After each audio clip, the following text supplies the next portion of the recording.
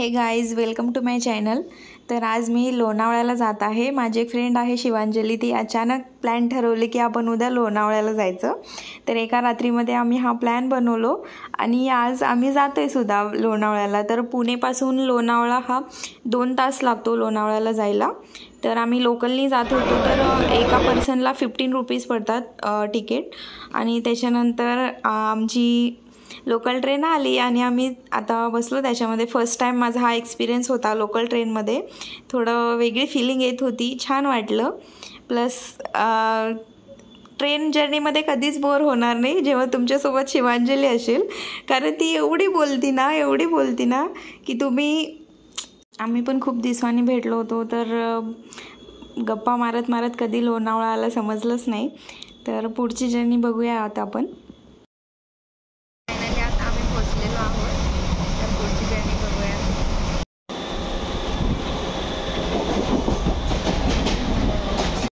तर आता आम्ही पोचलेलो आहोत।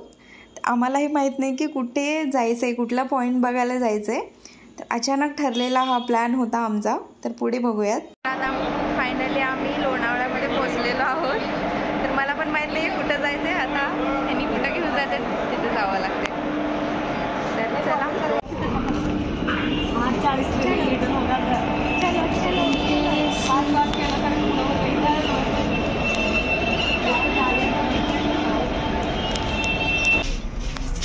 पटकन होते आलं फोटो नाही video.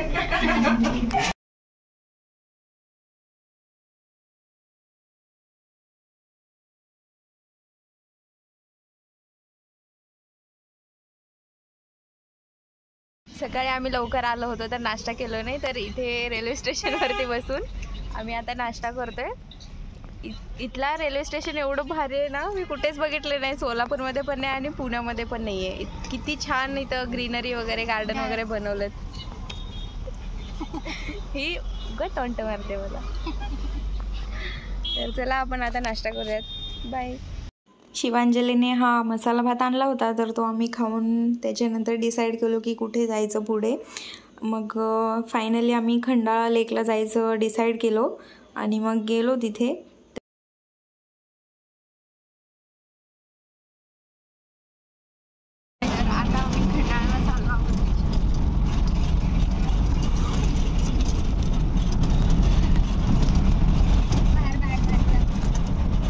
So it was like माझं ड्रीम कंप्लीट होतं आहे। माझा असं ड्रीम होता की मी लोणावळा फिरायला जायला पाहिजे।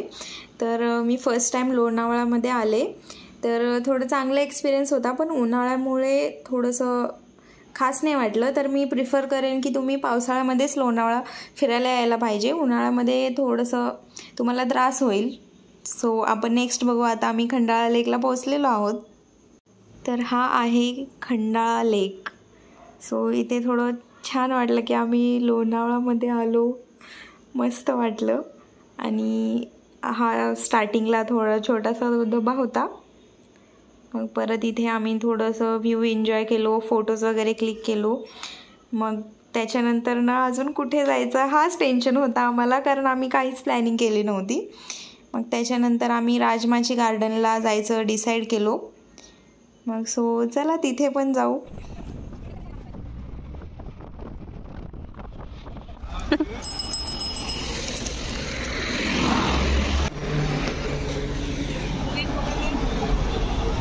तर आता आम्ही राजमाची गार्डनला आलेलो आहोत। तर चला हे पण एक्सप्लोर करूयात।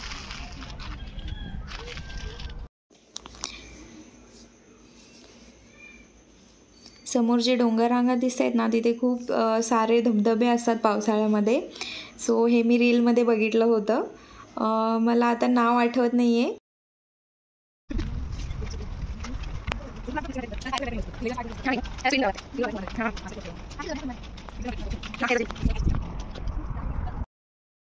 खूप ऊन आहे यार इथे। पावसाळ्यातच येणार आहे आता मी तर नेक्स्ट टाइम। शिवांजलीमुळे आले मी एवढ्या उन्हात। शिव्या आता पावसाळ्यात घेऊन यायचं तुझ्या पैशाने। शिवांजली अजून आवाज करतोय, तो बोलवतोय तुला।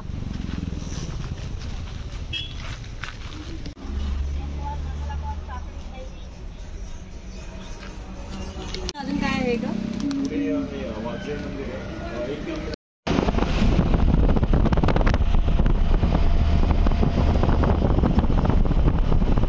डे ट्रिप लोणावळ्याची संपलेली आहे. आम्ही घरी जात आहोत मुंबई लोकलने.